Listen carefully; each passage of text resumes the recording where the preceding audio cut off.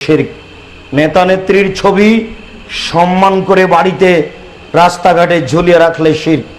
নেতা নেত্রীর ছবি সম্মান করতে আসেনি, ছবি মূর্তি গড়তে আসেনি, ছবি মূর্তি ভাঙতে এসেছি। আমি মুসলিম চির রণবীর, মরণকে করি না ভয়, মরলে শহীদ বাঁচলে গাজী, আমার উভয় সমান।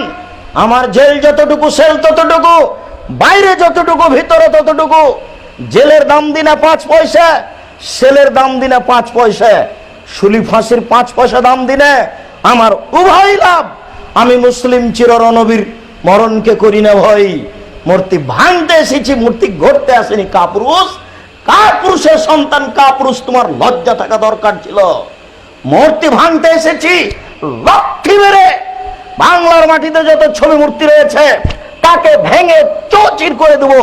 আমি যদি না পারি আমার ছেলে ভেঙে দিবে, আমার ছেলে যদি না পারে তার ছেলে ভেঙে দিবে, তার ছেলে যদি না পারে, যেদিন ঈসা আলাইহিস সালাম আসবেন সেদিন লাঠি মেরে সব ছবি মূর্তিকে গুড়িয়ে দেওয়া হবে রাস্তায়।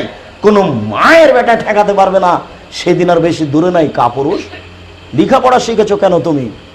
তোমার বিদ্যাকে কবর দিতে এসেছি। তুমি বিদ্যা মাটিতে ফেলে দাও, নতুন ভাবে শিক্ষা অর্জন করো, অন্য কোনো প্রতিষ্ঠানে ভর্তি হও যেখানে মূর্তি ভাঙতে শিখবে। আমার নবী ইব্রাহিম মূর্তি ভেঙেছেন, তুমি জানো না? আমাদের নবী মোহাম্মদ সাল্লাল্লাহু আলাইহি সাল্লাম মূর্তি ভেঙেছেন, এটা তুমি জানো না? আমাদের নবী মোহাম্মদ সাল্লাল্লাহু আলাইহি সাল্লাম লাঠি হাতে করে কাবা ঘরে ঢুকলেন, ঢুকে বললেন জাল হক, এসেছে সত্য, ওয়াজাহাকাল বাতিল, চলে গেছে মিথ্যে। ইন্নাল বাতিলা, নিশ্চয় মিথ্যে, কানা জাহুকা, চিরদিন মিথ্যে। এই বলে লাঠি মেরে সব বাপের ছবি মূর্তিগুলো ভেঙে ফেলে দিলেন। বাপের মানে আমাদের নবী মোহাম্মদ সাল্লাল্লাহু আলাইহি সাল্লাম তার পিতার মূর্তি ভেঙে দিলেন। পিতার মানে ইব্রাহিম আলাইহিস সালামের মূর্তি, ইসমাইলের মূর্তি, ইসহাকের মূর্তি ছিল কাবা ঘরে যখন তিনি কাবা ঘরে ঢুকলেন।